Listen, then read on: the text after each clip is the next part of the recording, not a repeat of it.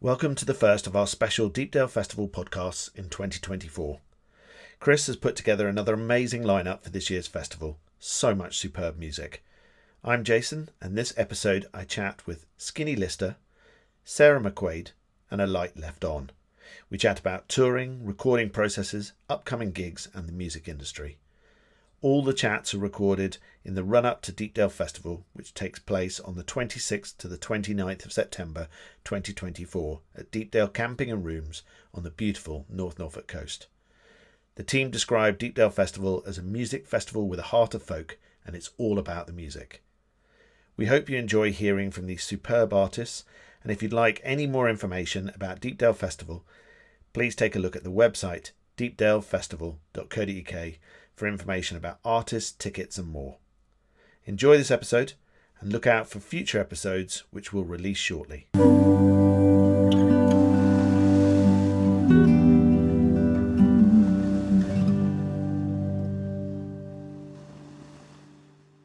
How are you guys? You all right? Yeah, we're good, thank you. Yeah. You at home or are you on We tour are, somewhere? Very well rested, actually. It feels, it's a while since we've been on tour. I think we got back in April. It's nice. Looking forward to festival season. What's the first festival you're heading to in the next little while? Here for the music festival. I don't know if you know that one at Big No. Street in Bideford in Devon. And we've not played that one before. So yeah, looking forward to that. And how was the US? Yeah, the US was great. I'm trying to remember when we were there. Was it was this year? lovely. It was the West Coast tour. Was it? Oh yeah, it was Started at this year. South Yeah. by in Texas, and then which is like one of my favourite places. And then we spent like a couple of weeks just going around towns in California, which was lovely. It was nice, yeah, because the whole tour was basically either California or Nevada, so it was the sunshine tour. But no, it was good fun. I'm chatting with two very lovely people from Skinny Lister, who are headliners on Saturday night of the Deepdale Festival.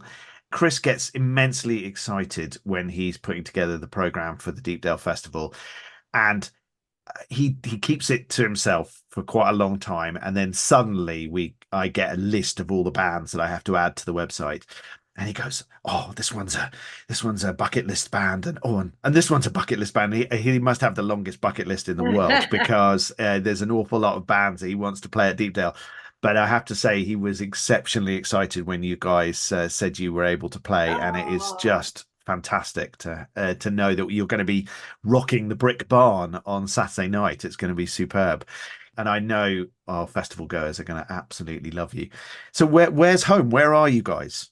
We're in Bristol at the moment. Great. Where my daughter is. Oh, really? Okay. Yeah, she's at the uni. Yeah, okay. Oh, nice. So we're actually fairly recent to Bristol. We were living in Hastings for 10 years before Bristol, but we moved to Bristol a year ago. So yeah, but we're enjoying it. The rest of the band live here, so it's a bit more convenient. And yeah, it's good. It's good to have a change. Introduce yourselves. Tell us who you are and what you do in the band. Well, I'm Daniel, and I play guitar and sing in Skinny Lister. And I am Lorna, and I sing in Skinny Lister. And stand on the bar in videos. Do a bit of that as well. Yeah. Bit of crowd surfing as well, possibly. I mean, it depends on the vibe of the crowd and how many holes there are in it all. Sometimes I get a bit carried away and do a stage jump. Yeah, you've definitely got to trust your audience when you do that, haven't you? Yeah, I've got to know that they can't run. Yeah, because some floors are more forgiving than others, aren't they?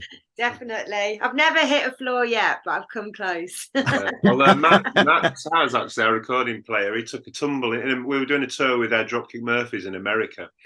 And we were doing it, I can't remember what it was. The tumble makes it sound like a three. Oh no, he came off the front of the stage and banged his face on the barrier. It was bad. There was blood everywhere. It was awful. To his credit and to everyone else's astonishment in the crowd, he got up and carried on playing. It was pretty amazing. And there was no lasting damage. That's good. Say, this is how Dan is so consumed in the show because he didn't even realise what had happened. And we all stopped playing for a second. Dan carried on and we were like, what shall we do? And then we had to just carry on, and Max just got up and started singing John Kanaka.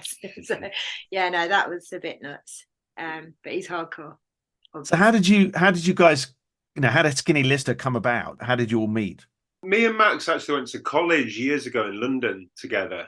And yeah, we started playing parties, just me and my acoustic guitar, and he'd get out his accordion, and just sort of foot stompy traditional tunes. It used to go down really well, and it was Skinny Lister was kind of an extension of that. There's also, where we lived in Greenwich, there was a pub next door that had a folk night every Tuesday night, and we used to go and join in that, sing along with the shanties. And just love that general atmosphere and sense of community and the tunes, and and again, what we did with Skinny Lister was kind of try and take that atmosphere and that pub vibe and kind of extend it into what we do as a live show now, I suppose. Who writes? Who's the creative force? Me, mainly, as in writing what you would call the song, as in the lyric and the chords and everything. But then it's very much a team effort when we put the songs together and arrange the songs. A lot of the songs will get vetoed by the band. Everyone definitely has the say. I wouldn't say we argue about arrangements, but everyone has an opinion. We've chilled out over the years. We were a few more arguments back in the day. But, and you say, it's just, we have discussions about how the songs should be arranged, etc., which songs should make the album. And that's a healthy thing, I think, that everyone can chip in. I think it's a strength, if anything. It's not just a bunch of people saying, oh, yeah, that's all great. People have got opinions on things now. I think it generally, helps. You have to be careful with how you say it, though. Yeah. Yes, yeah. I've learned that over time. When someone's baby is being song. And in response to your question earlier, Lorna is Max's sister, which is how she came to join the band later on. And our dad's been singing folk and writing folk songs. So I grew up in folk clubs and all the shanties and all the rest of it. So yeah, that's how I brought the party to the band. What we find at our gigs is they can range. The age of people can range so much more. It's not just typecast one. So yeah, some places will play, it has got a lot of young people that are sort of moshing, and then we'll go somewhere else and the people are older. So it's like, but we do, we've done, I remember one year we did Cambridge Folk Festival on the Saturday or something. Then we went to do Download Festival on the Sunday, which is heavy rock. That's quite a difference. It is quite different. So we've been lucky enough to kind of do the rock festivals that you just mentioned as well. But, we do have a soft spot for the more folky festivals, and we're kind of equally at home in either, I suppose. But we definitely have folk at the core of what Skinny Lister is. That's where we come from. But there's a little bit of a punk attitude in there as well. That that's more in the attitude than in. It's not that we've got distorted guitars or anything. It's more in the way we deliver it, I suppose. Yeah. We've been kind of eclectic. So we are, as I say, a folk band to our core, but we have explored other areas, and we've kind of brought our fans along with us, I think. There's always that folk thing into the core, but there's some 80s influences we've sort of sprinkled among it, Adam and the Ants or Madness, or, those things can be found in there as well. But at our core, it is a folk sound. And I think the new album, the latest album, Shanty Punk, is kind of us touching base again with the folk thing in a more purer way, I think.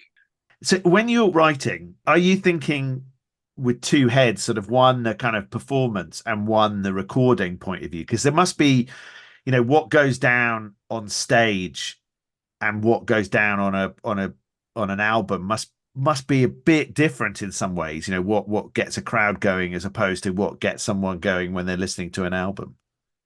Yeah, there's we put a thing up on our socials actually recently saying favourite Skinny Lister song, and it's so varied. People are picking songs off all the albums that we've released. And, there's a lot of love for a song like, say, Colours from our first album, which is a very ballad kind of song. So it's not built to be, it's not a song that's made for moshing in a live environment, but it works very well recorded. Actually, it works very well. Live. It does, but it's not one of those, let's get the crowd rocking kind of tracks. But ideally, I think a good song does both. It works well recorded, and it works well in the live environment. And I think, and not to try and keep plugging the new album, but it was we did kind of have that in mind. The fact we wanted the songs on the album that were kind of ready, built to be played live. Yeah. And I think that's the case. We can play. And we already do play most of the songs off the new album, and they all just immediately slotted into the set like they'd always been there. And do you prefer live or do you prefer the studio? Live for me. There's not even a. Yeah, I mean, I like the studio. I enjoy both. I love being on stage when you've got there's a great crowd and they're singing back all the words to your songs and stuff. That's one of the greatest feelings. On a personal level, I do enjoy the studio as well, and we've kind of produced our last 2 albums ourselves, and I'm very into all that. So I just find it very interesting, the whole production side of things as well. But you do have to put on a different head, because if I'm writing a song, that's a completely different head to if I'm going to try and record a vocal or something. You've got to wear different hats, otherwise you get yourself in a bit of a muddle, I think. But I enjoy all the elements, which is lucky, Who are we likely to see on stage? So there's 5 people in the band. There's Dan singing, me singing, my brother Max, he plays accordion and sings, and then there's Scott, mandolin, and then there's Scott on double bass and Tim on drums and vocals as well. Yeah, so there's 5 of us. We have a good time. We have a really good time. Oh, there's a 6th member, a flagon. Oh, yes. Generally, where there's a flagon full of rum. Excellent. Very useful item on a stage. Yeah. Well, we often, share it with the crowd as well when we can. So that's been another member of the band since the start. Really, we've always had the flagon with us. And how long have you guys been together? Oh, years, a good decade now, a little bit more probably. Yeah. I mean, we released our first album just over 10 years ago, I think. Yeah. And it's same lineup all the way through? No, the core is me and Lorna and Max have always been there. There's a couple initially we didn't have a drummer. The first album is me on a stomp box, which was just an old suitcase with a microphone in it, and my right leg. My trusty right leg doing the stomping, which actually we're doing a gig this Friday, and it's a last minute booking. So Tim's not with us, our drummer, so I'm bringing out the stomp box again for that gig. So I'm just hoping the leg will hold out. But so then we've got a drummer, so that so it's not been entirely it's the same lineup. We had a bass player that we brought over from America for a while, from Hawaii. Wow. We moved him here in November. We met him on Van's Warped Tour in America, and he joined the band for a bit. So then he had to go back eventually. So we had another. Now we've got Scott, who's been with us for forever. It seems on the double bass. A long time. And we had a guy called Mule who was with us in the early days. He now lives in Greece, so he's not with the band anymore. So there's been a couple of changes around the edges, but essentially it's the core lineup remains the same. America was fun. Always. Do you go over there quite a bit, or? Yeah, like I just mentioned, I think one of the first main tours we did over there was the Van's Warped Tour, which is like a rock tour fest. Well, it's like a circus, isn't it? Basically, it's like a big rock tour. I think that tours America basically, and it was one of our first main tours. So the stages and about 100 tour buses, is it? I can't remember now, but wow. We just go around, did sort of 7 weeks. Yeah. So and since then we've gone back pretty regularly. I don't know, a couple of times a year when we can.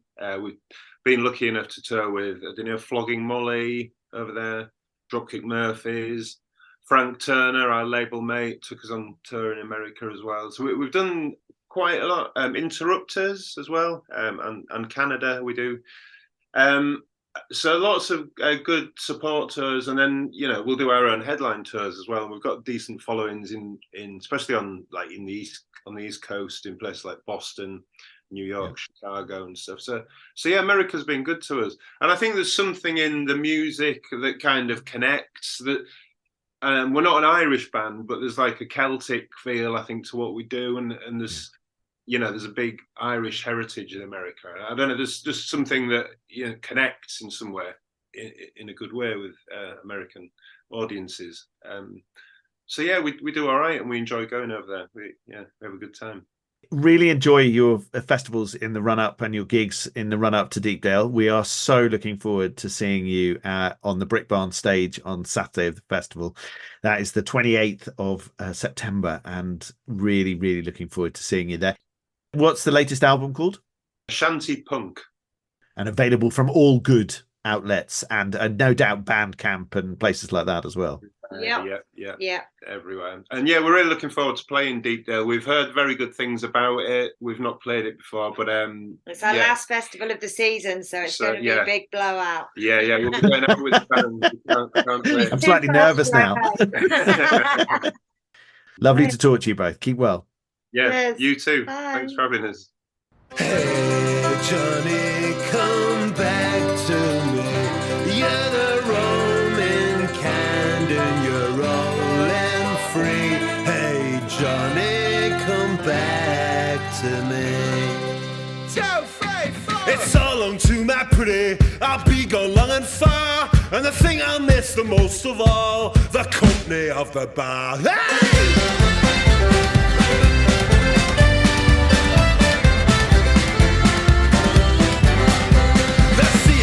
Hey Johnny, tomorrow calls me on. A stinking drunken farewell cheer. I wake to find me gone. It's so long to my pretty, I'll be gone long and far. And the thing I'll miss the most of all, the company of the bar.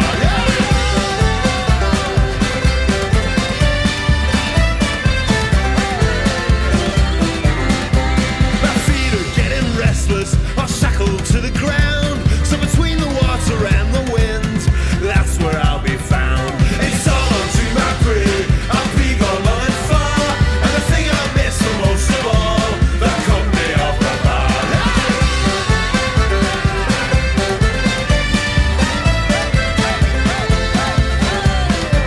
We're chasing the horizon, facing the unknown.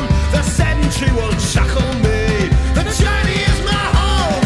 It's all on to my pretty, I'll be gone long and far.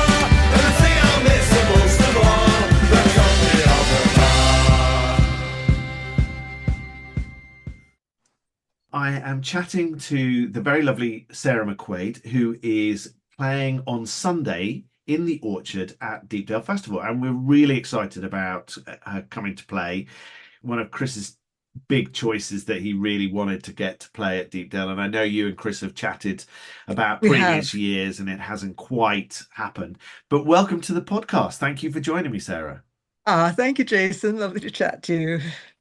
And so you're down in Cornwall, so the opposite side of the country from us. Yeah, that's home, is it? And are you gigging a lot at the moment? Well, I'm on my summer break now. I just did my last festival before Deepdale. Actually, I was playing at the New Forest Folk Festival there, which was lovely. Although it rained, I hope it doesn't rain in Deepdale. But yeah, I've got a bit of a break now, and then I've got 3 solid months of touring starting on the 30th of August. Oh, okay. So like we're full sort of somewhere in the middle of that. You will, yeah. I think Deepdale is it the last UK gig of my autumn tour before I go over to the USA. I think it might be. Oh, fantastic. No, second to last. It's the penultimate gig of the UK leg of the tour, which starts on the 30th of August and finishes on the 30th of September. And then I'll be heading over to the USA for 8 weeks over there. And I've got a pretty hectic schedule there, and that finishes up at the end of November. And hearing your accent, there's definitely an American twang there. Is that, are you originally from somewhere in the US? Yeah, well, pretty much grew up there. I was born in Spain, which is where my father was from. And then I was raised in Chicago, which is where my mother was from. And then wound up moving over to Ireland, which is where my husband is from and where my children were born, lived in Ireland for 13 years, and then moved 17 years ago now to Cornwall. So I've actually lived in Cornwall longer than I've lived anywhere in my life, So but you've I've got a still kind of a got the American combination of a accent. West Yeah, Country, yeah. American, yeah, and Irish accent. It's sort of a good conglomeration. Yeah, basically, to anybody who's from any of those places, I don't sound like I'm from there. No West Country person would say my accent is West Country. No Irish person would say my accent is Irish. And no American would say my accent is American. When I go over to America on tour, they say, "Oh, are you're visiting, have you ever been here before?" It's like, yeah. But yeah, no, I have this weird kind of smack in the middle of the Atlantic Ocean accent that basically everywhere I go, I sound like I'm from somewhere else. And when you're singing, do you find that your accents, kind of those influence of accents, do they come out in the singing, or are you kind of, or is the voice completely separate? Because I'm always amazed when I meet artists who have a really strong accent from somewhere, Northeast or Yeah. from America or whatever, and then when they sing, you'd have no idea at all. It's not until they speak between the songs. Yeah, I don't know. I think I sing. I'm pretty sure I sing in my own accent. Like I have a Scottish song in my current concert set, which has kind of it's got words in Scots dialect, but when I pronounce those words, I don't pronounce them in a remotely Scottish way. I just sing them the way I would say them. I always kind of try to, especially in my songwriting, I kind of make a deliberate effort to sing like I'm talking, 'Cause I think it's kind of nice if the words flow the way you'd say them yourself in a conversation. Yeah. Yeah. And what got you, did you just know you wanted to write music, or was it something that kind of just developed over the years? I think I was 8 years old when I wrote my first song. Oh, So, wow. so it was in there really early on, and I was writing songs all through my childhood. Dude, they were dreadful, horrible, horrible songs. I So you hope haven't gone nobody back ever to them unearths then? them in You here. haven't gone back No, to them. no. I mean, dreadful songs. But I was writing dreadful songs all through my childhood, and then my teenage years, I would get up and sing my songs at chapel. So we had chapel service on a Tuesday morning at my school, and I would get up and sing my dreadful songs. Um, and but the funny thing was that even though I was writing songs from the age of 8 and constantly writing them, I never really thought of myself in my kind of gigging life as a songwriter first and foremost until I finally met Zoe of Sunshine on a Rainy Day fame, whom I made the Mama album with. And it was working with Zoe that made me really start consciously thinking of myself as a songwriter and making a deliberate effort to work on writing songs. Because before that, it was just kind of something that came to me kind of automatically and I would do it, but I would if I had an idea for a song, I'd sit down and write it, but I wouldn't think, okay, I'd like to write some songs. What can I do? What can I do song wise? Can I try out a new form? Can I, I never really worked on my songwriting the way a songwriter would until I met Zoe. And I think it was working with her that kind of gave me the confidence to actually think of myself as a songwriter rather than as a folk singer who happened to write an occasional song. And who, how does it work for you? Do you kind of think of the words and then kind of the tune comes to it, or is it tune first, or is it kind of just an organic process with both of them? A- any of the above, basically. I mean, sometimes I have a melody going around in my head for ages and I have no idea what the words are going to be. Quite often, words come first, and sometimes the melody kind of appears in sync with the words, and sometimes it takes a long time. And I've got at the moment a complete set of words for a song that I haven't found a melody for yet. So I've Oh, got to. That's interesting. my next Okay. job is finish that song because I like the words a lot, but I just haven't found a melody to suit it. But I think. But I also haven't. I've decided it's going to be a piano song rather than a guitar song. So I think once I get a chance to sit down at the piano with it, it might start coming. That's my hope Yeah, anyway. that was what I was going to ask. Are you a piano writer or a guitar writer, so I guess you normally start with the guitar, do you? Yeah, well, guitar was my it's funny, piano was my first instrument. I started playing piano when I was 3, and I didn't pick up a guitar until I was about 7 or 8. Um, but well, for years I didn't perform on piano just for practical reasons. And therefore I would always go to a guitar to write songs because I didn't think I was going to be going out with a piano. And it was only actually just a few years back that I got an arts council. No, it wasn't an arts council grant. It was a cultivator grant that enabled me to get my keyboard, which I now travel with. And now I want to get a keyboard to tour with over in the USA, because at the moment what I'm having to do is just use a piano if it's there. And then if there is no piano, I have to swap out guitar songs for piano songs. Right, And got you. so I'd really like to have a keyboard to tour with over there. That's my dream. So you're doing quite a lot of other festivals this summer, or is it mainly tour get dates that you've sort of set up? Yeah, no, not a lot of festivals this summer, chiefly because my manager and sound engineer, who I'd always tour with, he's getting married and going on honeymoon for 3 weeks with his new wife, and so it's just not practical for me to go out and do festivals this summer. So I'm kind of what I'm hoping is that I can just make up for that by getting a really good kind of roster of festivals to do next summer, when I'm Yeah. when I'm back out there. But in the meantime, it's quite nice to have the summer off in Cornwall, and well, not off. I'm stacked up doing admin and trying to write new songs, trying to put together material for another album, trying to work on moving a project forward that I have in mind of converting my garage to a recording studio, which would make it a lot easier to record albums if I didn't have to book studio time and travel and all that stuff. It'd be really nice to have my own studio that I could just go into. And I've got the space. It's just putting a roof on it to start with, Yes, and, yeah, quite and then useful if and you're then going a to put a load of door. electrical equipment There's a in. couple of doors that need to be replaced, and the roof definitely needs fixing, if not replacing. It Yeah. it leaks. So you don't want that No, when no, you not got with expensive electricity. electrical Yeah. equipment or guitars. Or your piano would never forgive you if it No, yes, no, if the roof no, it collapsed. So wouldn't. yeah, It that's wouldn't. that's cool. It wouldn't. Do you have a favorite style of gig to play? Because your intro video is just so brilliant. It just sort of Oh, gives a thank whole you. kind of gives the people a really good intro kind of what you're about. But I'm just sort of fascinated to know kind of some artists sort of love a folk club, and others love a kind of a festival with people standing kind of watching. And I'm just fascinated to know kind of what your favorite sort of gig is.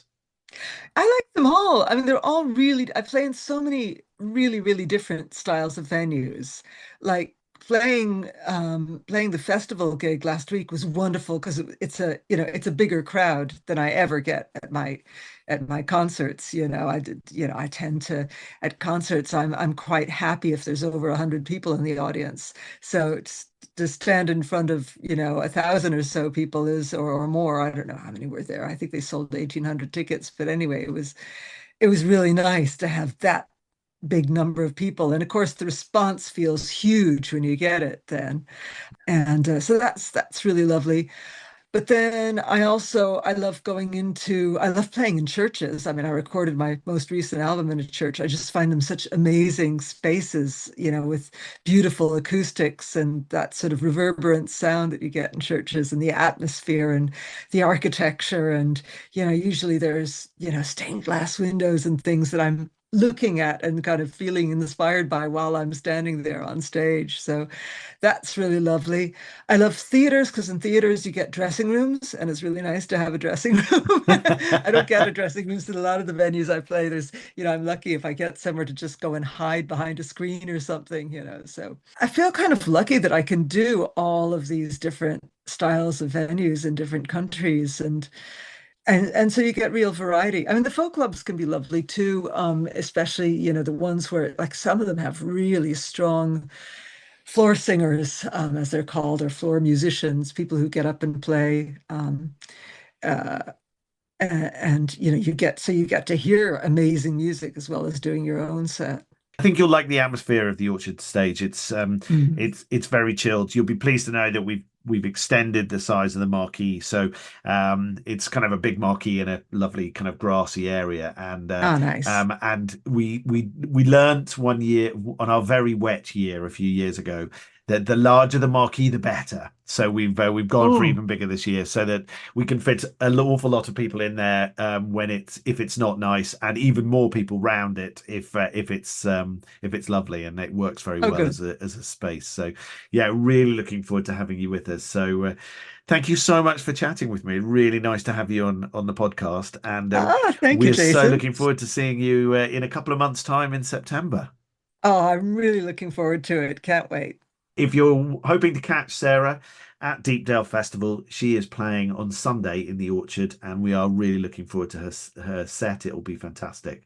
The sweetness of the berry doesn't take away the pain of the briar when it stabs you in the hand, but the power of your craving for the fruit among the thorns is driving you to risk another chance.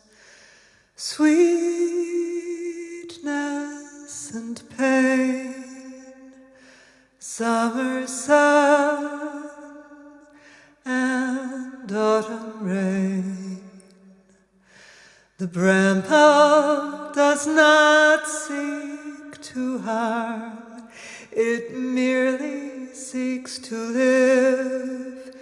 It ensures without malice or intention. There's no question of forgiveness, no apology, no pardon for minor wounds too numerous to mention. Sweetness and pain, winter winds return again. Sharp black thorns conceal. I am chatting with David Brown, who is known and is on our festival playlist as A Light Left On, which I am sure he is going to explain in a moment.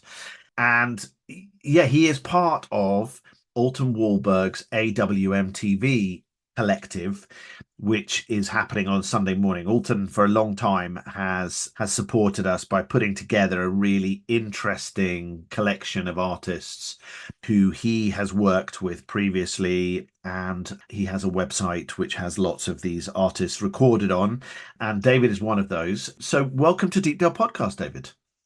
Thank you for having me. Very happy to be here. And I'm right in thinking you were going to play last year, weren't you? That you were on the list, I think, for last year, and then it just for various reasons it didn't. We were, yes. Yeah, we couldn't make it, unfortunately. We had a last-minute emergency with our car, but we have now got a new car, so that's much better. And as you can hear in the background, the seagulls, which is a lovely backdrop. David is by the sea down in Essex at Clacton. And yeah, am I right in thinking, is Clacton the one with the really big, long pier? We have a very nice pier. We have some nice music venues in Clacton, actually, which you may not be aware of. For the last couple of years, I've run a little music festival down on the beach. So that's quite exciting, called Breeze Fest, which we basically, a bit like what Alton's, we sort of try and book and support local artists. I did that off the back of COVID, because obviously all my musical friends had very little places to play. It was a very difficult time for all of us during COVID. So I got bored and I thought I'd set up a music festival. Of course, logically, yes. Why not, And then it was one of those things where I started it, you know what these things are like. You started as a very thing. It just snowballed into this monster, which was great, but it was just like I suddenly had to set up a health and safety committee. I had to do all these random stuff I'd never even thought about, which was great. And then we came back and did it a year later, so we did it for the second year. It got even bigger. We got about sort of 4,000 people attending, and we realised that a beach kiosk wasn't quite big enough for an entire beach festival. So we've taken a hiatus for the last year, and we're looking to hopefully bring it back next year with some Arts Council funding. But we've got a better venue now. So down in Jaywick, there's a really cool a big open market. It's called Sunspot, and it's a fantastic space. We're hoping that is the perfect space to put on our third year of Breeze Fest next year. Why A Light Left On? That's a good question. So basically, it just comes back from years and years ago. When I was at sixth form, this is a long time ago, I had a little jazz trio, and we used to play in a place that had like very little light. It was like a coffee shop. It was quite an old school coffee shop. This is back in the sort of 90s, and it had very little light. I don't know why. I think they just quite liked the ambience, and they had one lamp in the corner, and everyone said, "Oh yeah, they've got a light left on." And I thought, "Oh, that's a cool idea." We used to play there a lot, and we were kind of like a jazz band. I thought, well, that's quite a sort of esoteric, quite interesting name. And so I called my project A Light Left On. So it just stuck, really. I mean, the band's had a lot of different iterations over the years. We've had lots of people come in and out. Some pretty exceptional musicians have come in and out, and it's always kind of fluctuating. It tends to be me and my bass player were the sort of starting. We're the OG. So we sort of set it going about 20 years ago, and it's still me and Will, but then other people come in and out. In fact, at the moment we're working with a flute player, a flautist, so that's quite exciting. But yeah, we have like just random stuff coming in and out. We had a recorder player for a while. We have a percussionist. We had a famous blues guitarist come and join us for a while. So that was quite fun. So yeah, we like it. It keeps it fresh. It keeps my original songs. I love having new musicians in, because you get a completely different take on your own material, because obviously different musicians hear something different. They hear different ways of arranging. They hear things that you think, oh, I wish I'd thought of that sort of cool little riff, and so yeah, it keeps it fresh. It's been great. We had a gypsy jazz guitarist for a while. That was pretty out there. We had a sort of conga player. That was pretty fun. I think we're playing Deepdale with just me and Will. Well, we're really looking forward to you playing. If you have to choose a track of yours, what would you choose? Probably Wait So Long. I think that's off our last EP, released a couple of years ago. We're just about to release a new EP this year, and we're going really avant-garde, and we're only releasing it on cassette deck. We're so looking forward to you playing. It is so. We just love what Alton does with all of his AWM TV stuff, and we really love the fact that he brings a whole group of artists who we probably should know about, but don't necessarily. I love the atmosphere on a Sunday morning in the orchard. Regular festival goers, they just sort of create a nest and just say, right, come on, entertain me, and it's just it's a lovely atmosphere and a lovely feeling, and yeah, we're really looking forward to seeing you play. So thank you very much for joining me on the podcast. Cheers, thank you very much.